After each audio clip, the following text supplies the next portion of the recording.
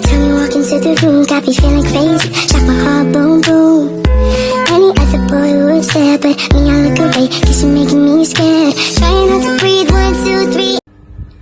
Halo, salam sejahtera untuk kita semua. Perkenalkan, saya Monica Marita Ritonang, salah satu mahasiswa Universitas Indra Prasta PGRI dari Fakultas Ekonomi dengan NPM 202214500-184.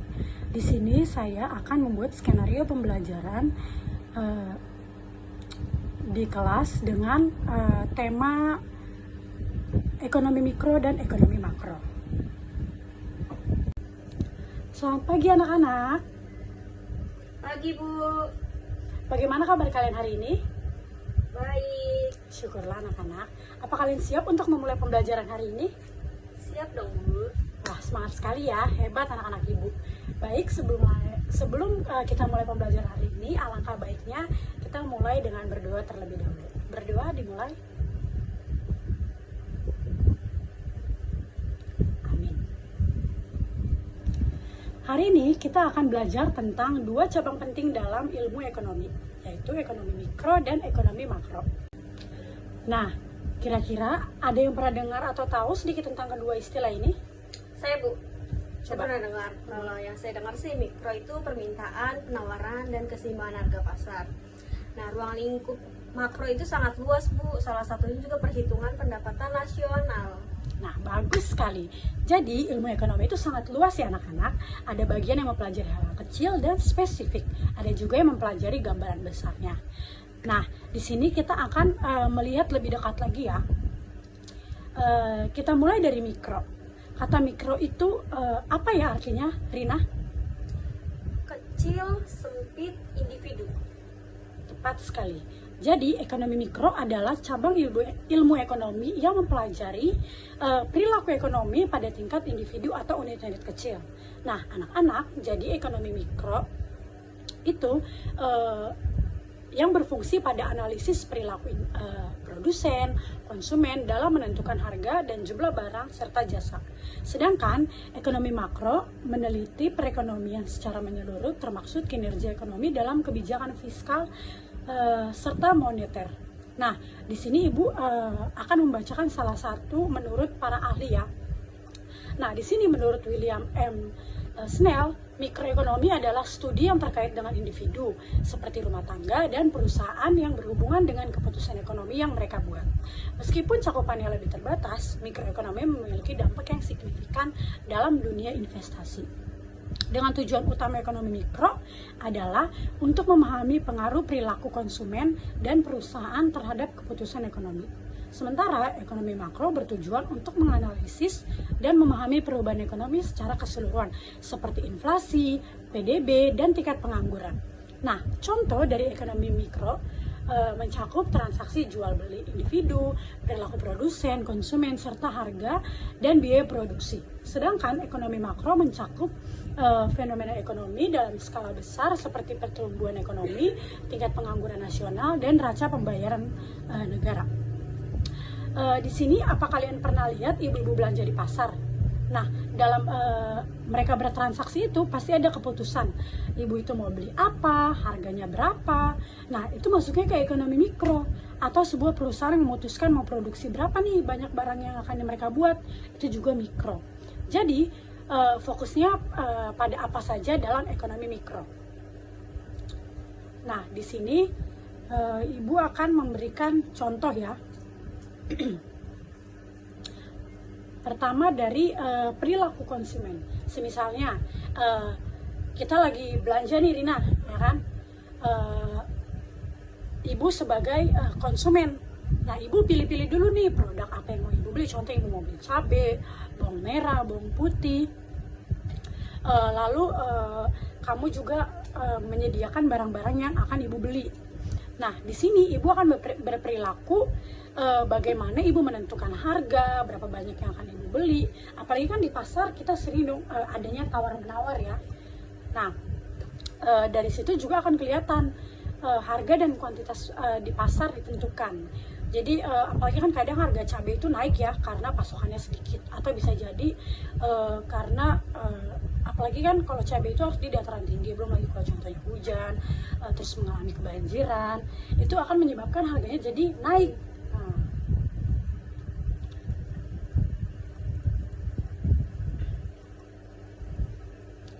Nah, di sini kamu bisa nggak menyebutkan salah satu contoh dari ekonomi mikro? Contohnya ya Bu, makanan pokok. Jadi setiap orang itu kan membutuhkan makanan pokok. Ekonomi makro juga mempelajari perilaku yang terjadi pada konsumen yang membutuhkan penjualan bahan makan yang tingkat harganya di pasar. Dan yang kedua itu adalah layanan kesehatan. Jadi selain kebutuhan pokok itu juga manusia juga sektor kesehatannya termaksud bagian ekonomi mikro. Misalnya itu layanan kesehatan juga termaksud sektor bisnis yang bisa dimiliki oleh perusahaan maupun individu. Seperti kayak layaknya kesehatan memiliki kebijakan yang dipengaruhi oleh pemerintah. Seperti itu, Bu. Nah, itu betul. Coba kamu lebih spesifikasi dalam kehidupan sehari-hari. Contohnya ya, Bu, harga tiket pesawat. Nah, bagaimana maskapai pesawat juga terbang menentukan harga tiket. Nah, ternyata harga tiket pesawatnya itu dipengaruhi oleh pemerintah.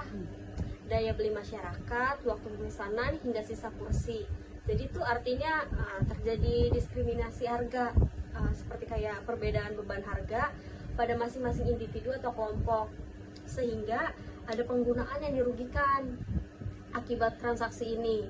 Dan serikat pekerjaan, organisasi penyaluran aspirasi dari para karyawan atau buruh, hadirnya serikat ini juga akibatnya sering terjadi kesewenangan dari perusahaan, sehingga nggak heran lagi kalau jika kita sekarang itu melihat demo buruh, mogok kerja, dan peristiwa sejenisnya sebagian bentuk protes terhadap kebijakan perusahaan sih, Bu. Nah, jadi anak-anak, dari contoh yang tadi Rina sebutkan merupakan contoh nyata dalam kehidupan kita sehari-hari ya. Apalagi tadi Rina sempat bilang makanan pokok. Makanan pokok itu setiap orang membutuhkan makanan pokok. Ekonomi mikro ini mempelajari perilaku yang terjadi pada konsumen yang membutuhkan penjualan bahan makanan dan tingkat harga di pasaran. Nah, tadi kan kita bahas ekonomi mikro ya. Nah, sekarang ekonomi makro. Kira-kira itu artinya apa? Artinya mungkin besar, luas, grid atau keseluruhan. Betul sekali. Ekonomi makro adalah cabang ekonomi yang mempelajari kinerja ekonomi secara keseluruhan atau agregat. Nah, fokusnya itu bukan lagi pada individu ya, kayak contohnya 1 atau 2 orang. Jadi dia itu mencakupnya itu luas. Tapi pada negara atau wilayah yang lebih besarnya. Nah, contohnya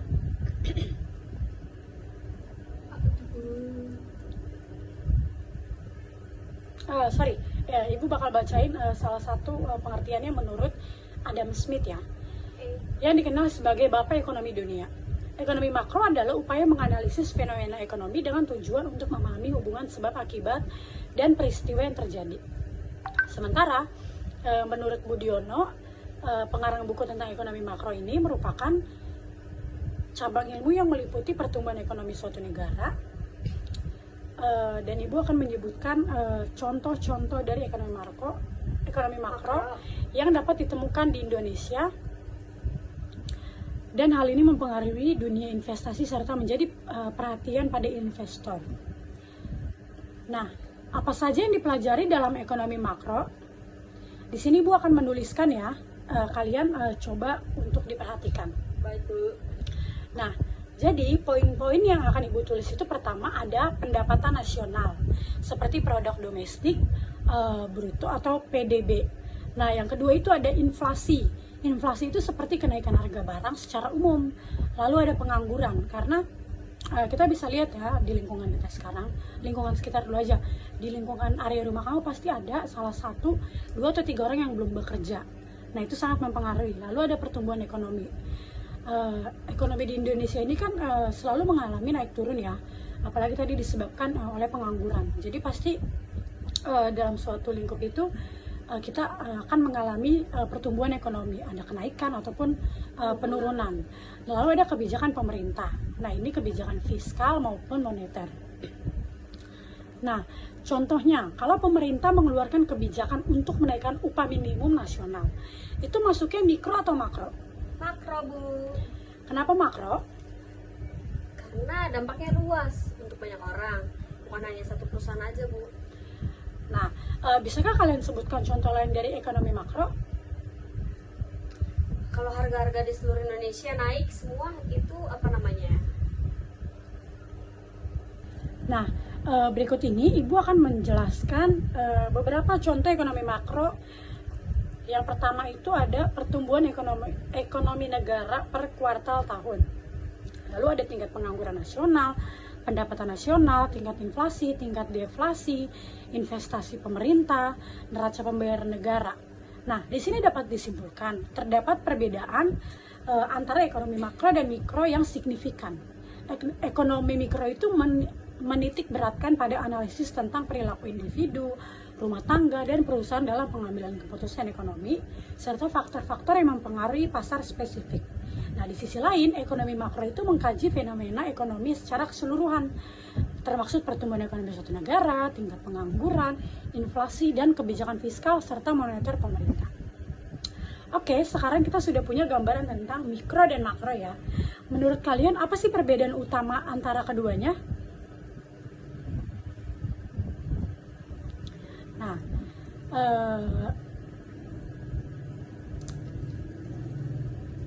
Ibu akan memberikan contoh ya. Kalian bisa lihat, Ibu akan menggambarkan sebuah tabel secara signifikan.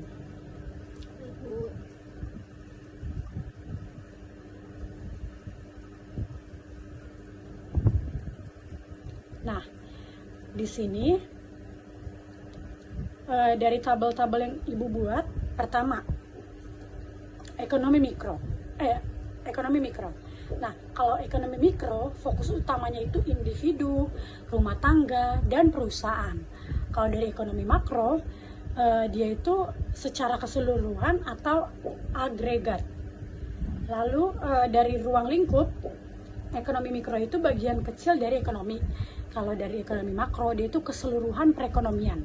Contohnya dari ekonomi mikro ya, harga cabai dan keputusan belanja. Kalau dari ekonomi makro, dia ada PDB, inflasi, dan pengangguran. Jadi anak-anak,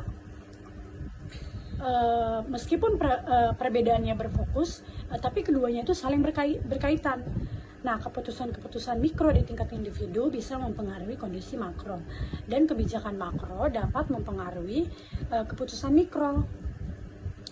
Baik, hari ini kita sudah belajar tentang perbedaan antara ekonomi mikro dan ekonomi makro.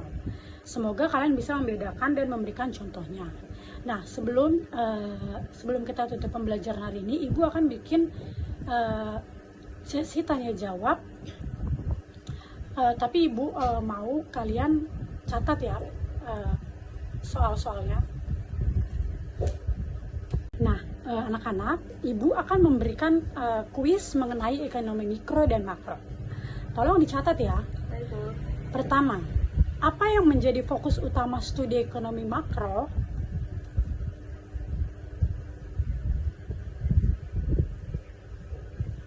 Sudah, Bu, lanjut. Lalu pertanyaan yang kedua, ekonomi mikro secara spesifik mempelajari tentang hal-hal apa saja?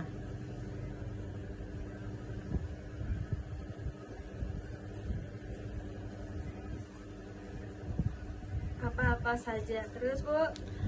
Lalu berikan konsep yang paling erat berkaitan dengan ekonomi mikro.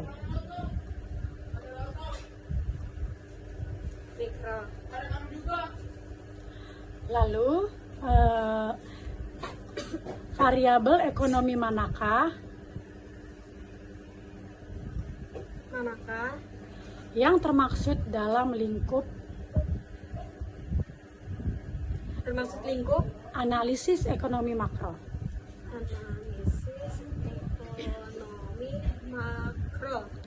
Lalu yang terakhir, manakah sorry anak-anak,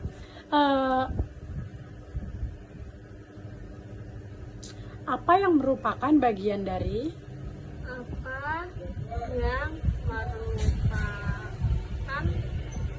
bagian dari dari studi ekonomi makro.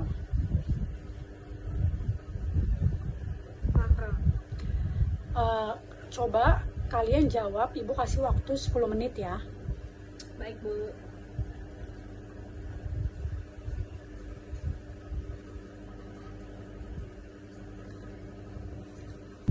Bu, saya mau menjawab nomor 1, Bu. Sebentar ya, Ibu mau cek dulu soal yang tadi Ibu buat.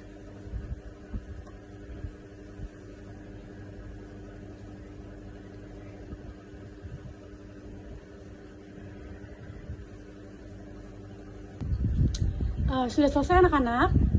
Sudah, Bu. Kita kumpulkan dulu ya, Ibu mau lihat dulu baru nanti kita jawab sama-sama. Baik, Bu. Saya taruh sini ya, Bu. Baik. Ini buku saya, Bu.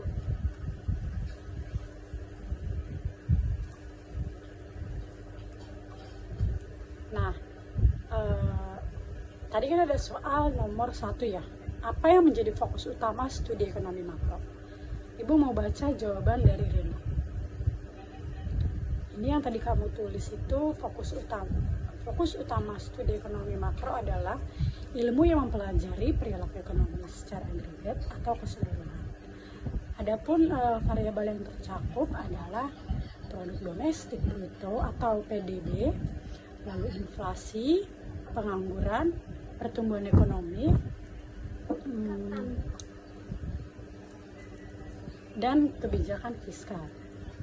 Coba Rina. Dan kebijakan moneter, Bu, satu lagi. Oh ya, maaf. Coba Rina, kamu mau bacakan jawaban kamu nomor berapa? Saya mau jawab nomor 4. Boleh nggak, Bu, langsung dilengkap ke 4? Boleh. Coba dibacakan. Ekonomi makro adalah salah satu cabang yang mempelajari fenomena ekonomi dalam skala besar dan menyeluruh atau agregat. Jadi beberapanya dengan ekonomi mikro yang berfokus pada perilaku individu atau unit ekonomi kecil seperti rumah tangga dan perusahaan. Ekonomi makro menganalisis perekonomian sebagai suatu kesatuan untuk memahami bagaimana variabel-variabel ekonomi utama berinteraksi dan memengaruhi kinerja ekonomi nasional atau bahkan global. Jawaban saya nomor 4 sih kayak gitu, Bu. Nah, betul. Itu sangat tepat ya yang tadi dijawab oleh Rina. Bagaimana ekonomi makro itu menganalisis perekonomian sebagai suatu kesatuan untuk memahami variabel-variabel ekonomi utama, terutama dia berinteraksi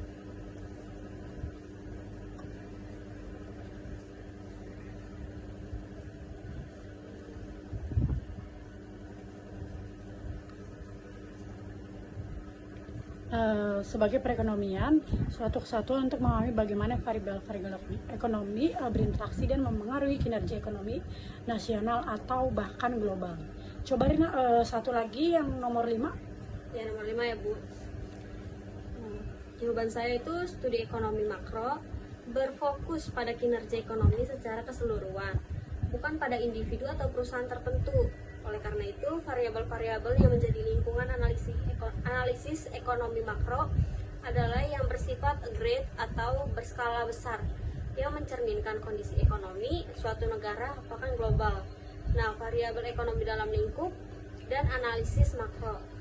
Nah, ada 3 variabel, Bu, yang saya ambil dalam ekonomi utama yang termaksud dalam lingkungan analisis kelompok makro. Yang pertama itu ada pendapatan dan output nasional.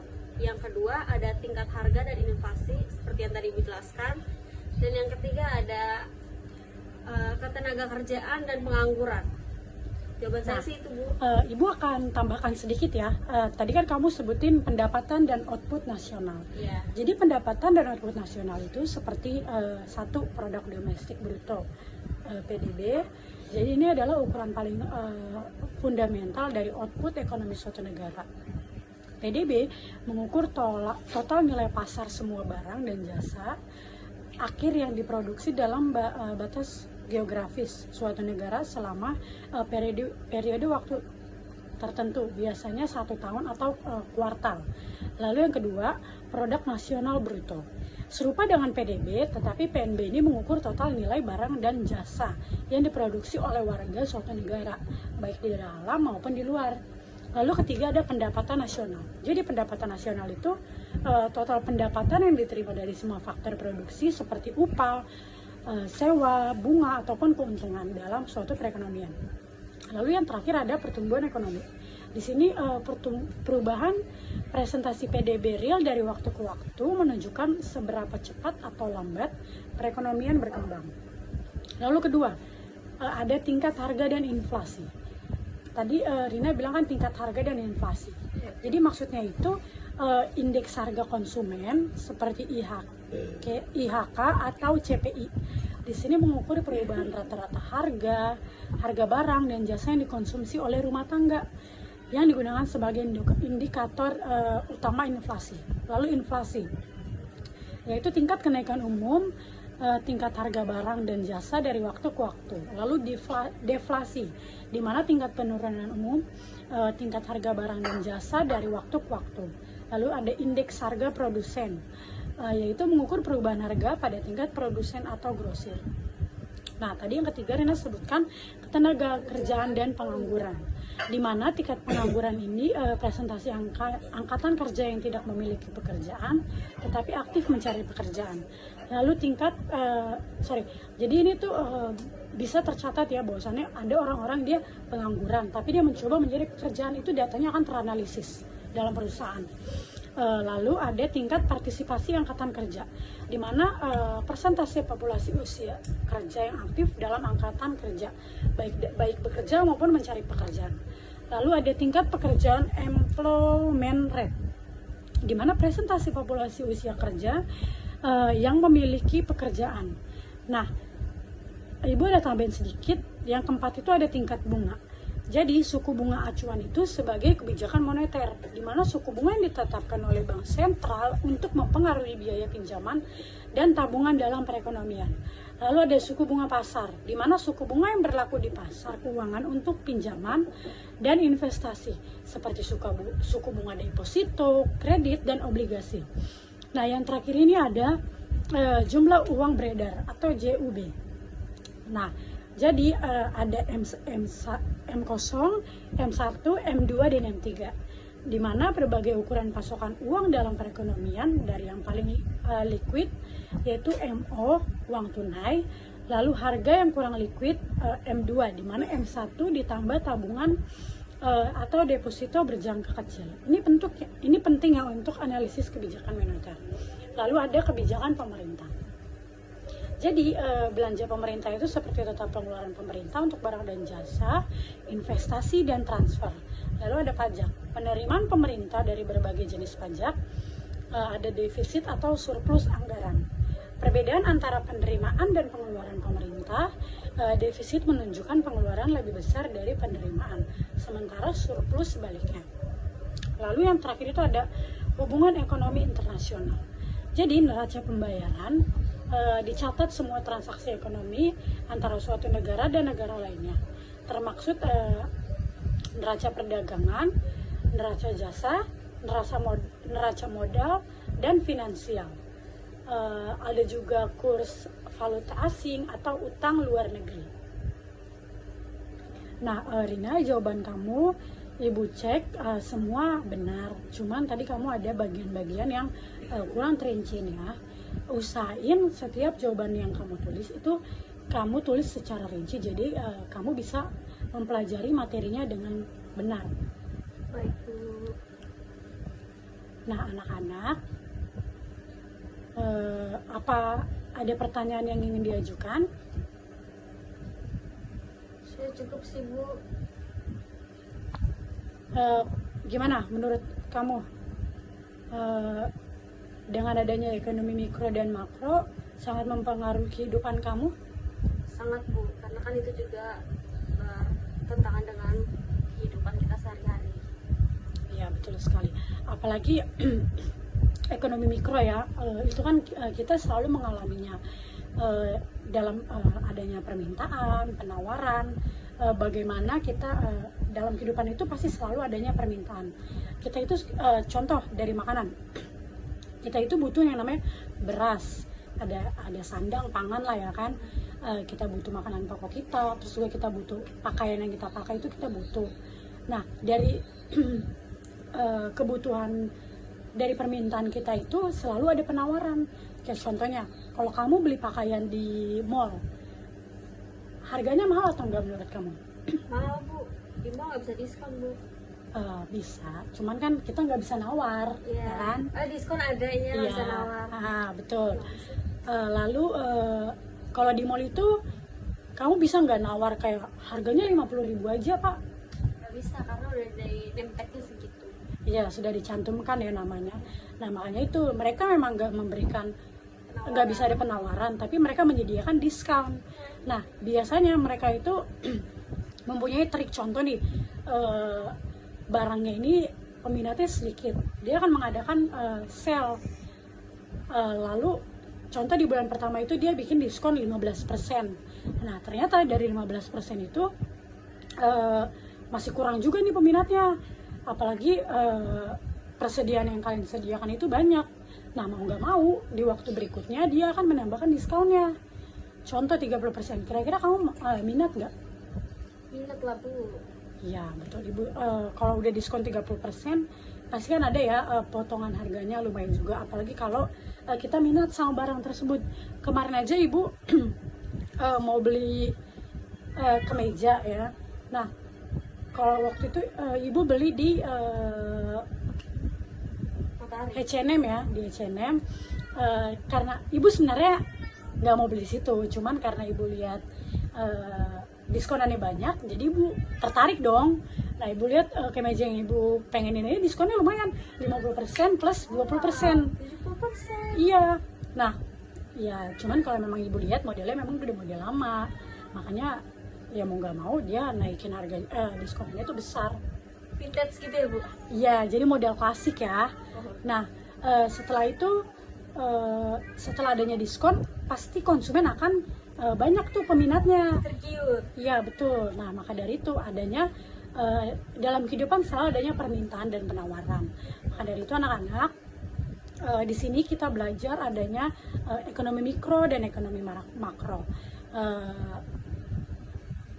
Kira-kira penjelasan dari Ibu apakah sudah cukup jelas? Sudah sangat jelas bu. Baik, Ibu harap materi yang Ibu sampaikan tadi kalian bisa menerapkan kembali di kehidupan kalian sehari-hari, dan itu bisa jadi acuan ya, bahwasannya kalian tuh paham ekonomi mikro itu seperti apa, lalu fokusnya itu kemana, variabel-variabel yang terkandung itu kemana, lalu bagaimana ekonomi makro mempengaruhi ekonomi Indonesia atau menyeluruh ya, karena dia lingkupnya luas.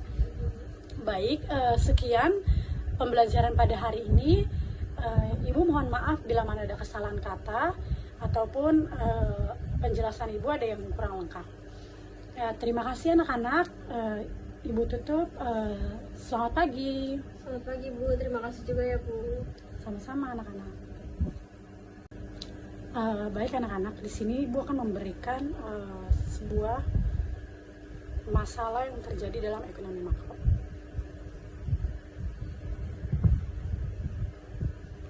Nah, dalam ekonomi makro itu masalah yang terjadi itu adalah persoalan-persoalan yang mempengaruhi keseluruhan perekonomian suatu negara atau bahkan dunia. Perbedaan dengan ekonomi mikro yang berfokus pada individu, rumah tangga, dan perusahaan ekonomi. Nah, di sini ekonomi makro itu melihat gambaran besar dan bagaimana variabel-variabel ekonomi agregat saling berinteraksi. Jadi, pertama itu ada pertumbuhan ekonomi yang rendah atau terganggu. Nah, di sini salah satu indikator utama adalah kesehatan ekonomi suatu negara. Ketika pertumbuhan ekonomi melambat atau bahkan negatif, ini berarti produksi barang dan jasa secara keseluruhan menurun. Dampaknya bisa meluas ke berbagai sektor. Kenapa? Jadi bisnis itu pun bisa mempengaruhi seperti lapangan kerja dan kesejahteraan masyarakat. Lalu krisis nilai tukar mata uang atau apresiasi yang berlebihan. Nah, nilai tukar mata uang ini sangat penting dalam perdagangan internasional. Jadi depresiasi mata uang yang terlalu tajam dapat membuat barang impor itu mahal. lalu memicu inflasi dan meningkatkan beban utang luar negeri. Sebaliknya, apresiasi yang berlebihan bisa membuat ekspor menjadi kurang kompetitif. Lalu ada ketidakstabilan kegiatan ekonomi. Dengan perekonomian suatu negara sering mengalami siklus bisnis, yaitu fase naik atau ekspansi dan turun seperti resesi atau depresi. Nah, ketidakstabilan yang terlalu ekstrim, terutama resesi yang dalam berkepanjangan, dapat menyebabkan kerugian besar bagi perusahaan, PHK massal, dan penurunan standar hidup. Nah, anak-anak, jadi di sini kita bisa tahu ya, masalah perekonomian makro itu tuh sangat besar dampaknya. Karena kan ekonomi makro ini kan dia cakupannya luas. Jadi bagaimana suatu negara itu atau suatu pemerintah mengelola atau mengupayakan bagaimana ini bila mana ekonomi makro ini tuh terjadi, apalagi masalah-masalah yang tadi sudah Ibu sebutkan. Nah, Ibu rasa sudah cukup penjelasan Ibu di pagi hari ini. Sekian pembelajaran kita pagi hari ini. Jadi Ibu akan memberikan tugas ya, nanti dikumpulkan pekan depan pada saat kita pertemuan lagi. Baik anak-anak, terima kasih.